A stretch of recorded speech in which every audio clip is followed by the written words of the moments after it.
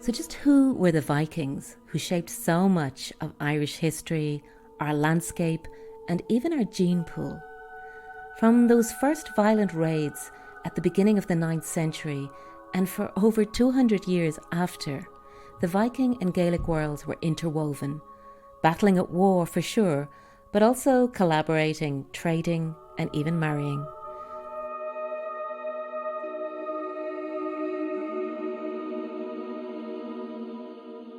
I'm Helen Shaw, and in Mother's Blood, Sister's Songs, we're exploring how Ireland, and in particular Irish women, became such a vital part of the Viking settlement of Iceland.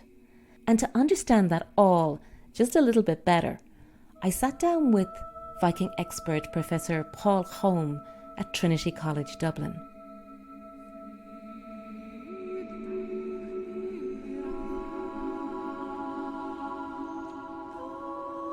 I'm Poul Holm, and I'm a professor of medieval and early modern environmental history.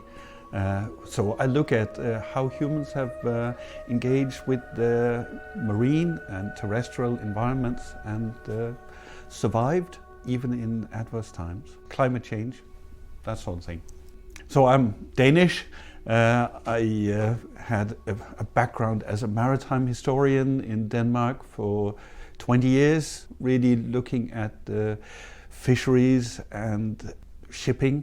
But I was also really interested in Vikings, and especially the Vikings in Ireland, which at the time when I did my master's degree back in the 1980s, it was not a thing that many people had looked into. So there was this huge richness of medieval annals that provided so much more information about the Vikings than anything I had come across in my Scandinavian background.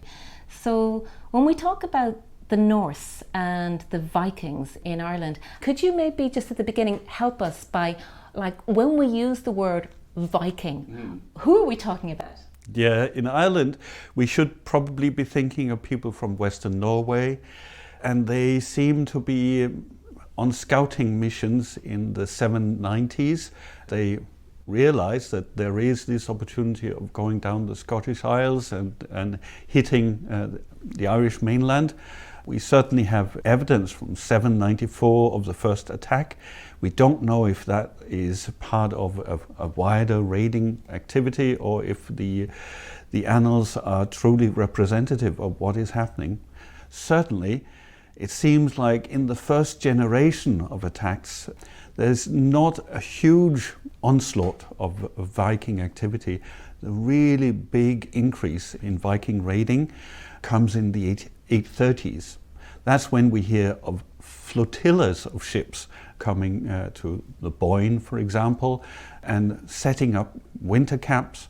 This is when you can say Ireland was truly under attack, and we have also evidence that no longer are they just attacking coastal regions, they're actually going up the rivers and into the interior of Ireland. And this is when the monasteries, of course, come under attack.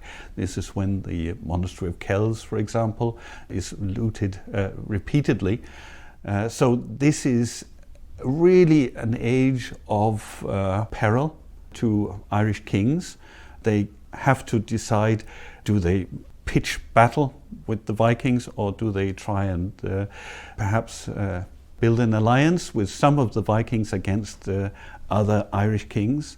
So we get, in a matter of 10, 15 years, this really complicated story of not just Vikings attacking, but also some Irish kingdoms seizing the opportunity of using the Vikings as mercenaries in an interior Irish battle.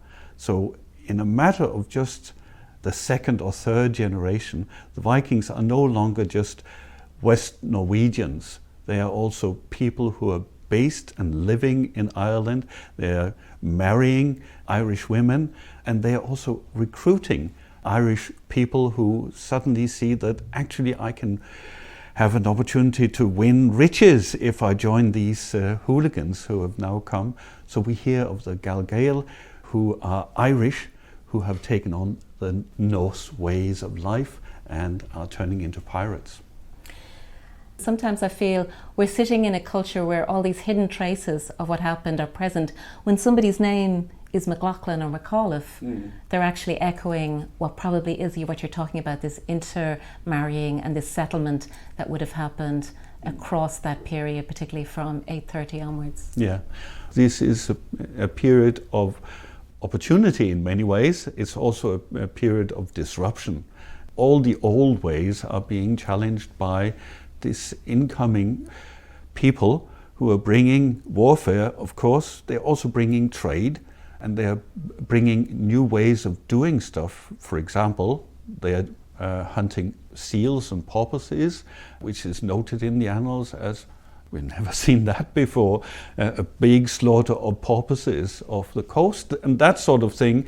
So a marine activity which shows you that the Vikings were interesting because they had a completely different approach to the natural environment. They were using and naming, of course, also features in the coastlines of Ireland, which has left its trace right up to today, of course. And they are using areas around Dublin Bay especially for their own purposes. Lamb Bay, of course, the island of the lambs is just one example. Howth. I love to go around the cliffs of Howth and just imagine Dublin Bay full of these Viking ships waiting down there, ready to go on their next adventure. But Howth, of course, is Norwegian höfuð, which means head. And of course, skerries. Skerries is, well, it's the skerries, but it's a Norwegian name, yeah. Can you give us a sense about some of those innovations they were bringing? Like, we have that always that sense of the longboats and the cleverness of the fact that the boats could go through the rivers. They were able to move across the island through the river bases. So the longboats, but also their trading skills, in a sense, this mercantile, and it obviously then the fact that it pushes into Russia, Asia, that we have this sense sometimes that the story we miss when we look at this is how significant this little patch and the British Isles become in that focus point of extending a technological wave across the world. Yeah, so the Vikings, of course, bring a technology which is novel in the sense that the ships can cross oceans. Of course, the Irish had boats and they were certainly able to navigate the Irish Sea. But the novelty is that you have these big wooden hulls that can carry large cargoes, as well as these swift, slender ships that are fantastic war machines. So the Vikings sort of take boat technologies to an entirely new level, which also becomes adapted to the specific Irish environment. So obviously, if you want to go up through the Irish rivers, you need shallow draft boats that can also be moved quickly. So we can see that in Dublin, the ship technology really is getting refined. Through the 10th century, we have, of course, the wonderful sea stallion, which is recorded because it was lost in Roskilde fjord in Denmark, but the timbers show that it was built out of timber from Glendalough in 1042. So this was clearly built for the purpose of being one of the Dublin King's war fleet. It's not a royal ship. It's sort of bog standard in terms of its carpentry. So it's understood to be likely just one of his many ships that he would have used. Maybe 20, 30, 40 ships would have been at his command, and they would have been formidable war machines that could be sold to the highest bidder and provide a really instant complement to whatever needs a local warlord would need in order to pursue his needs. So this is what the Dublin turns into. It's starting as a pirate's nest, but eventually turns into a war machine that's up for the highest bidder. Dublin King earns huge amounts of cattle and slaves in return for offering his warriors to the highest bidder. And let's just, expand that a little bit, because again, this idea that the market and Dublin we become a trading port for goods, animals, and obviously slaves. People are really the biggest commodity to the Vikings, because the Vikings are expanding into the North Atlantic. They need labor to be able to survive in the Faroes, in Iceland. So they bring wives who they take as slaves from their Irish neighbors. They also need rough people who can be put to work in just breaking the ground in these really harsh new environments. So we know of people who are rebelling in the Westman Islands, for example, in Iceland, just killing their Norse commander. Some Irish people who are just fed up with being taken away, and they rebel. Eventually they're hunted down and they are killed. But that's just one story of many, I'm sure. We have stories of people being sold into continental Europe, of course, and some probably even being emasculated, sold as eunuchs down to Cordova in Spain.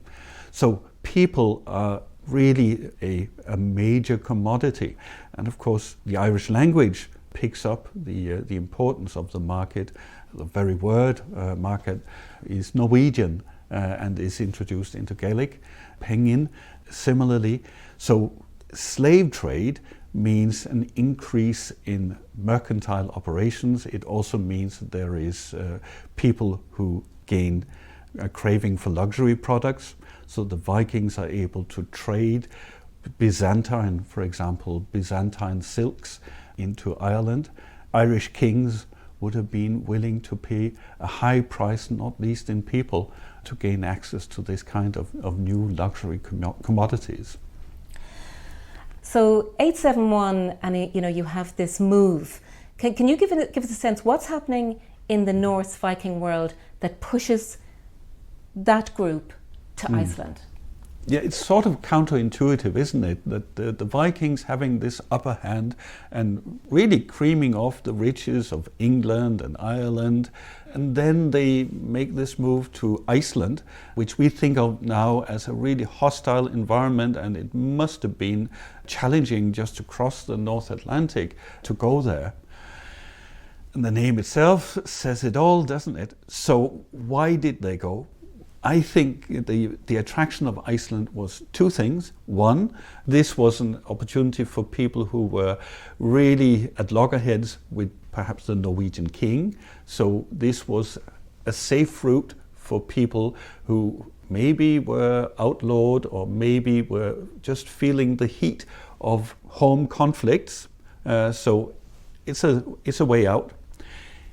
It's also very attractive because Iceland at the time, of course, was environmentally rich.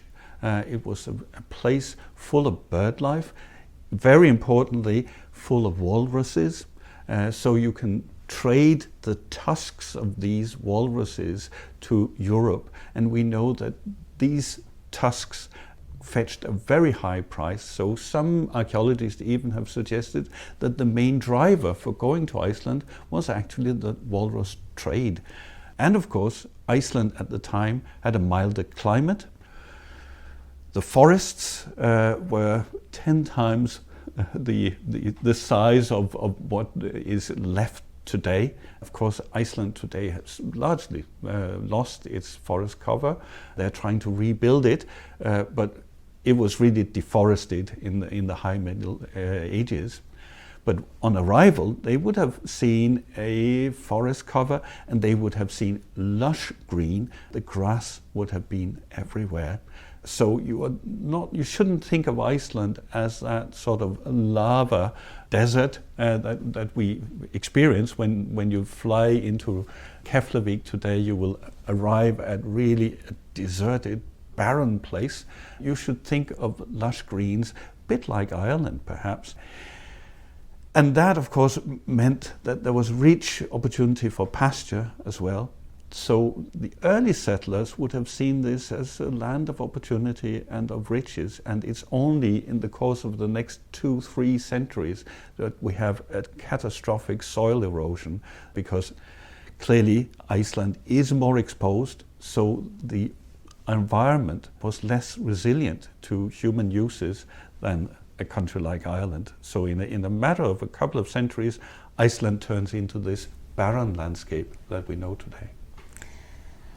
Partly, when we look at this now, while the sagas talk about wives from Norway coming and the legacy, it's probably there were very few Norwegian women who were part of that settlement in that early period, because the environment, the journey, the settlement was so hostile.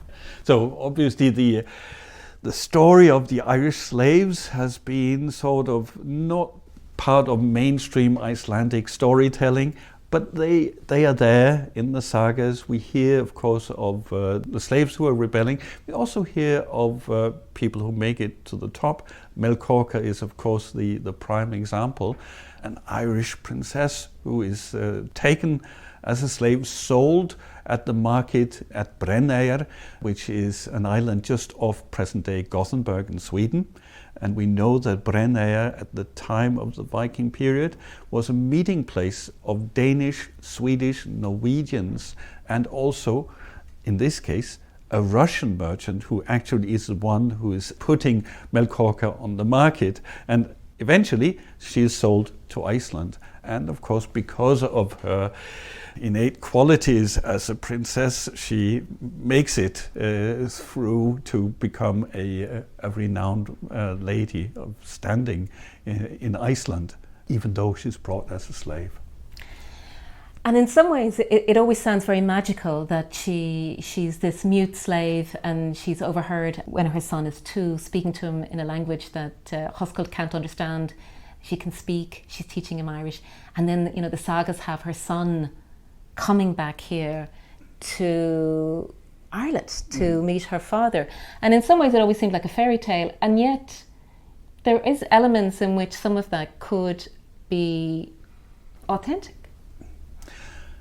It's very difficult to say what is authentic, what is not in the Icelandic sagas. Obviously they are 200, 300, even 400 years removed from the original thing.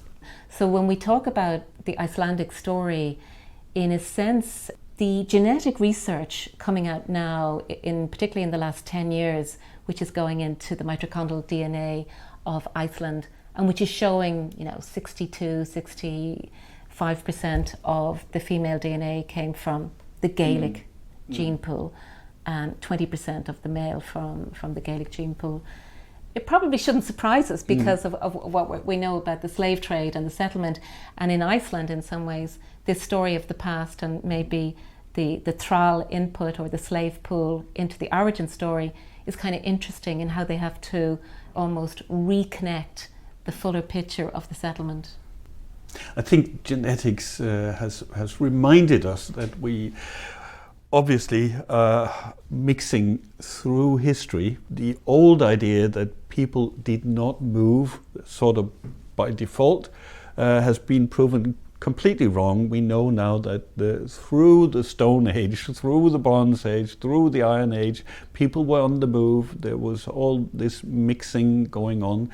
So the Viking story is just one little part of that mixing of European and wider populations that we now realize was happening. One of the challenges in this is that we talk about countries which we now identify, whether it's Ireland, Norway, Iceland, Scotland, and that in some ways, it's much maybe more accurate to talk about geographical regions and see them. So there is a sense that there is a lot of evidence in both the sagas and the annals about the intensive continued activity there is between, particularly say, what is now Iceland, Ireland and the British Isles, and the Scandinavian region throughout the following century after Icelandic settlement. Yeah, I think the North Atlantic world was very much more fluid than what we think of today when we have these nation states which have clearly carved out their territories. In the 9th, 10th centuries, none of these nation states existed.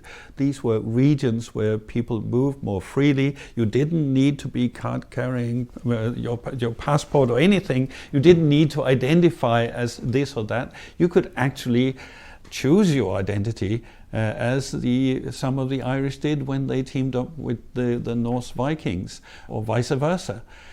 Also, I think we need to think in generational terms. You may arrive as a pirate, as a robber, as one who is really trying to just wrestle out the riches of the people that you attack.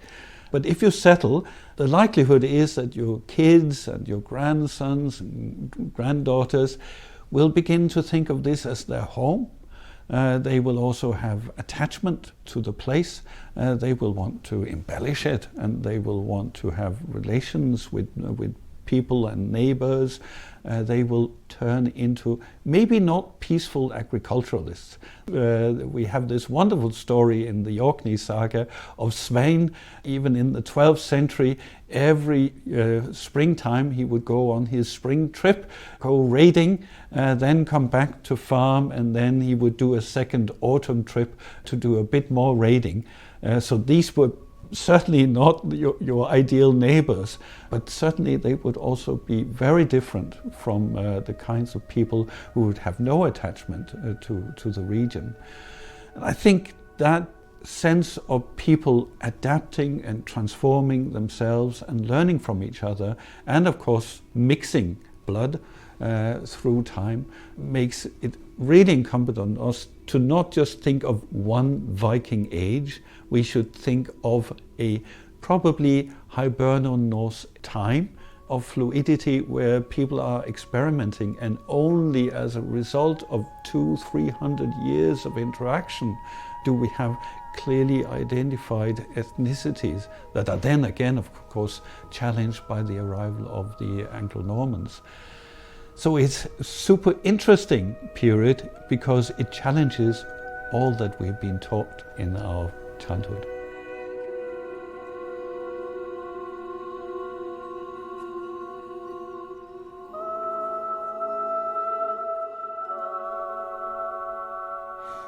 And that was Poul Holm, Professor of Environmental History at Trinity College, Dublin.